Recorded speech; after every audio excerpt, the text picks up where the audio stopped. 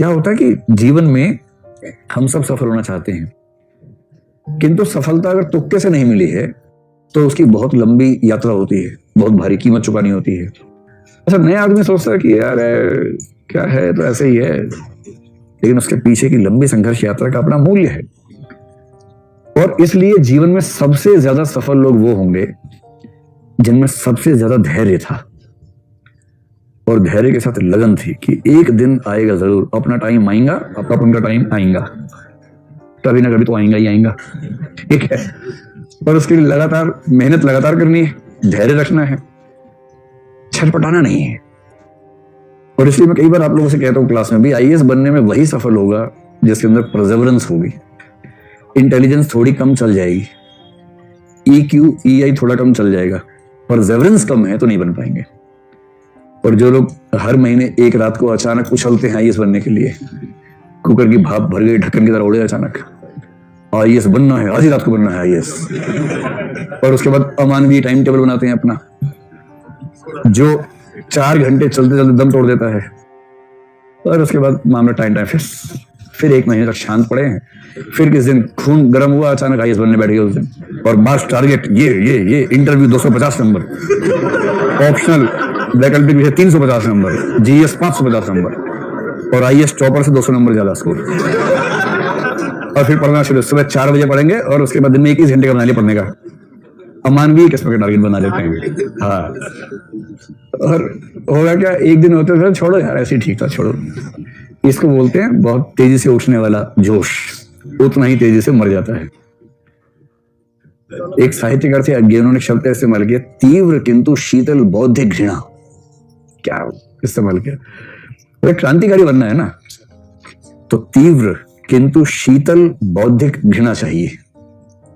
घृणा चाहिए व्यवस्था से, पर भावनात्मक नहीं, बौद्धिक घृणा चाहिए, उबलने वाली नहीं, शीतल घृणा चाहिए, शीतल घृणा। और तीव्र भी होनी चाहिए, बेचैनी भी हो। तीव्र किंतु शीतल बौद्धिक घृणा अगर है तो क्रांतिकारी बन पाओगे, वरना क्रांतिकारी बनना किसी के बस की बात नहीं है। ठीक उसी तर्ज पे अगर कहें, अगर बनना है आईएएस, तो लंबे समय तक धीमी गति में, मंद गति में चलने वाला मोटिवेशन, एनर्जी, आत्मविश्वास, संकल्प, पढ़ने की इच्छा और सफल होऊंगा ही होऊंगा ये भरोसा, अगर ये सब धीमी और मध्यम गति में चलता है लगातार, तो बनेंगे आईएएस। आईएएस बनना, सीएम बनना, पीएम बनना, कुछ भी बनना, कुछ भी बड़ा हासिल करना, उद्योगपति बनना, कोई बढ़िया एनजीओ चलाना, कैलाश सत्यार्थी बनना, ये सब ऐसे नहीं होता है। लंबे समय का सस्टेन्ड मोटिवेटेड एफर्ट चाहिए होते हैं। कुछ भाव समझ में आ गया क्या है? अब इन सबको समझते हैं क्या क्या होता है। तो अगर कोई आपसे पूछे कि सफल होने के लिए कौन सी 2 चीजें चाहिए जीवन में, या एक चाहिए, परसेवरेंस में बाकी सब शामिल हो जाएगा। शानदार इंसान बनने के लिए क्या चाहिए? इंटेग्रिटी। सफल इंसान बनने के लिए परसेवरेंस। कायदे की बात करने के लिए ऑब्जेक्टिविटी चाहिए। ये हो गया deadly combination, objectivity, integrity, Perseverance. अगर ये 3 चीजें आ गई तो उसके बाद कोई माइकल लाल आपको बड़ा इंसान बनने से रोक नहीं पाएगा, क्योंकि ये 3 गुण एक किले की तरह आपकी रक्षा करेंगे। धैर्य। धैर्य क्या होता है? देखो, धैर्य का मतलब सिंपल क्या होता है? धैर्य का संबंध है टाइम से, समय से। सही समय का इंतजार करने की क्षमता। सरलतम भाषा में कहूं, सही समय तक इंतजार करने की क्षमता। इसमें टाइम फैक्टर बहुत काम आता है। समय, तो सही समय तक इंतजार करना है। ये कब कब जीवन में आ सकता है? 2 स्थितियों में आ सकता है। एक तो आ सकता है कि आप किसी ऐसे उद्देश्य के पीछे चल रहे हैं जिस उद्देश्य को हासिल करने की प्रक्रिया ही बहुत लंबी है, ठीक। तो एक तो हो सकता है दूरगामी उद्देश्य, जैसे आपने आईएएस का उद्देश्य चुन लिया। अब ये उद्देश्य दूरगामी है, ये ऐसा नहीं कि कल रात को मनु सुबह आईएएस बन गए, है ना। इसमें तो आपको तैयारी करेंगे 1-1.5 साल, उसके बाद एग्जाम देंगे, एग्जाम भी जिस साल शुरू होगा उसके अगले साल खत्म होगा, फिर सिलेक्शन के बाद ट्रेनिंग 6 महीने बाद शुरू होगी, फिर 2 साल ट्रेनिंग चलेगी, उसके बाद जाके पोस्टिंग मिलेगी। पूरी 5 वर्षीय योजना है। पहले बार में सफल होंगे तो 5 वर्षीय योजना है। तैयारी शुरू करने से अपनी फील्ड में जॉब में जाने तक का समय 5 साल का समय मिनिमम है इसमें। मैं ट्रेनिंग के 2 साल मिला के बोल रहा हूं। उसमें पहली बार में सिलेक्शन होने की संभावना आपको पता है बहुत ज्यादा नहीं होती है। रेयर ही है, यानी कि समय और चाहिए, तो पेशेंस चाहिए।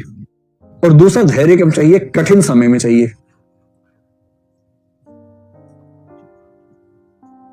कठिन समय में अगर इन दोनों बातों को मिला के कह दिया जाए, किसी दूरगामी उद्देश्य की प्रक्रिया में या किसी कठिन समय में सही समय का इंतजार करने की क्षमता को धैर्य कहते हैं। बाकी समझ गया? आप नोट कर लेंगे अपने आप ना। तो किसी दूरगामी उद्देश्य की प्रक्रिया में या किसी कठिन समय में सही समय का इंतजार करने की क्षमता को धैर्य कहते हैं या पेशेंस कहते हैं। So simple. इन्हीं में से एक पक्ष को अगर ले लेंगे, उसको बोलते हैं फोर्टिट्यूड। फोर्टिट्यूड क्या है? ये वो सहनशीलता है जो कठिन समय में, कठिन समय या कठिन संघर्ष में, भाई कठिन समय कठिन संघर्ष किसके जीवन में नहीं आते हैं? आते ही हैं कभी ना कभी। अब आप उस समय चिल्लपो मचाते हैं, जमीन पर लेट लेट कर रोते हैं, गला फाड़ फाड़ कर रोते हैं, या शांति से झेल लेते हैं उसको। तो कठिन समय या संघर्ष को शांति के साथ और साहस के साथ, शांति और साहस के साथ झेलने की क्षमता।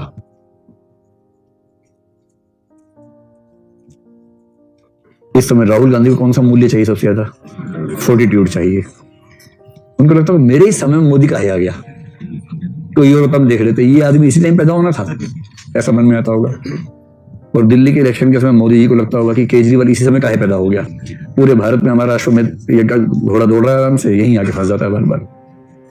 तो लगता होगा उनको भी, तनाव तो होता ही होगा। तो फोर्टिट्यूड भी सहनशीलता है, धैर्य के नजदीक है, किंतु इसका संबंध इसमें यह नहीं है कि लंबा उद्देश्य है, समय लग रहा है, वेट करना, वो नहीं। कठिन चुनौतियां आपके सामने, बहुत कठिन समय चल रहा है, और उस कठिन समय को पूरे साहस के साथ झेलना। जैसे राजा पूछे दूसरे राजा से, बोल तेरे साथ क्या सलूक किया जाए, मार दिया जाए कि छोड़ दिया जाए? और दूसरा राजा बोले वही जो एक राजा को दूसरे राजा के साथ करना चाहिए। सिकंदर ने पोरस से पूछा क्या सलूक करे? पोरस ने कहा जो राजा को राजा के साथ करना चाहिए। सिकंदर यूनान से आया था, उसको पंजाबी बोलनी नहीं आती थी।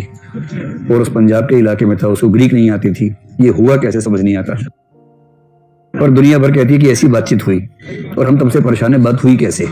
तो पहले ये बताओ कि धैर्य और फोर्टिट्यूड में अंतर समझ में आ गया? ठीक, चलो।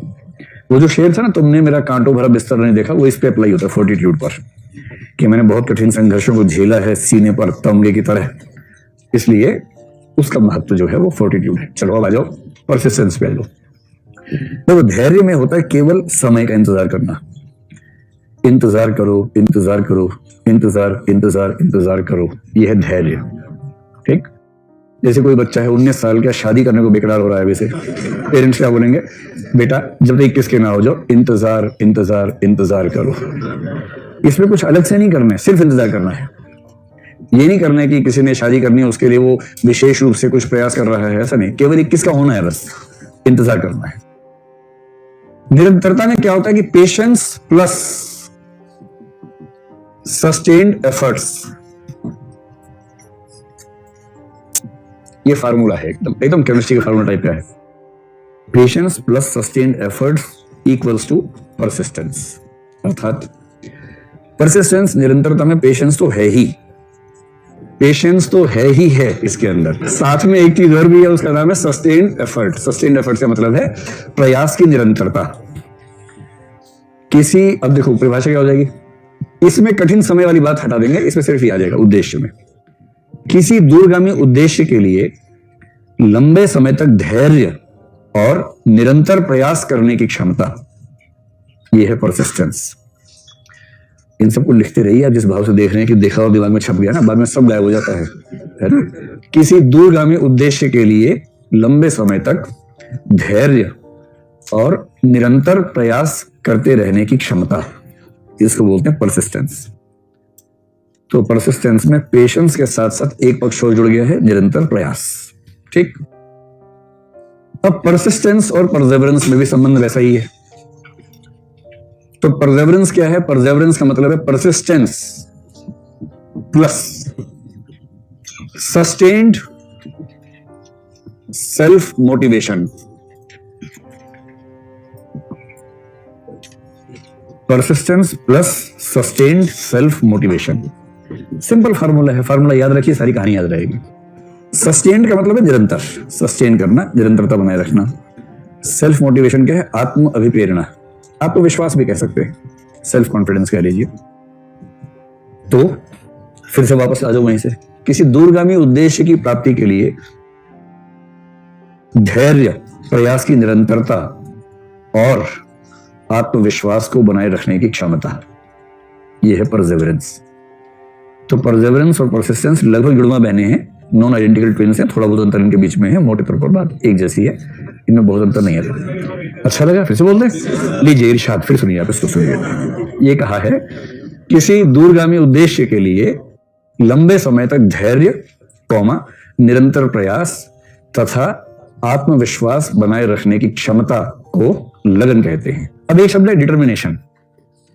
डिटर्मिनेशन क्या है? और यदि डिटर्मिनेशन को जोड़ना हो इनमें से किसी से, किससे जोड़ेंगे? तो मेरे ख्याल से हम ये कह सकते हैं कि डिटर्मिनेशन जो है,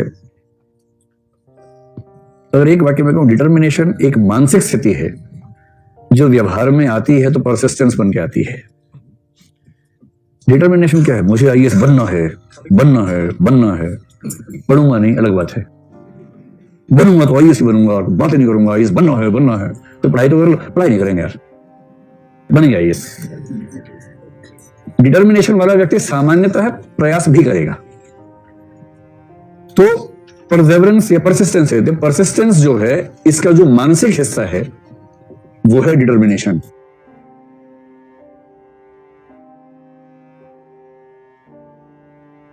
तो जब तक आदमी केवल मानसिक स्तर पे ही हिचकोड़े खा रहा है तो बोलेंगे डिटर्मिनेशन तो है भैया के अंदर, दीदी के अंदर, लेकिन अभी परसिस्टेंस नहीं है। तो डिटर्मिनेशन जब निरंतर प्रयास के रूप में आ जाती है तो बन जाती है परसिस्टेंस, और जब तक मानसिक संकल्प के रूप में है तब तक होती है डिटर्मिनेशन।